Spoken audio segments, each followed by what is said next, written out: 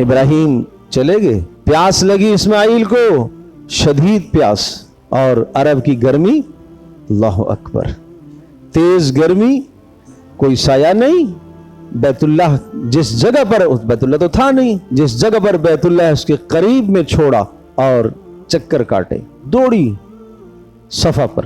یوں صفا ہے, یوں مروہ ہے.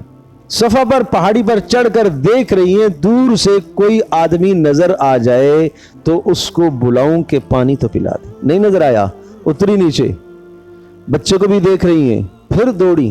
پھر بیچ میں جگہ ایسی آئی کہ جہاں بچہ نظر نہیں آ رہا, وہاں سے ذرا تیز چلی مروہ پر, پھر وہاں دیکھا کوئی نظر نہیں آ رہا.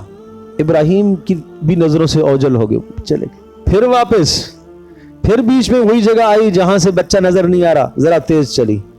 پھر واپس صفا پر, یوں صفا مروہ صفا مروہ صفا مروہ, 7 چکر ہو گئے پانی کی تلاش میں.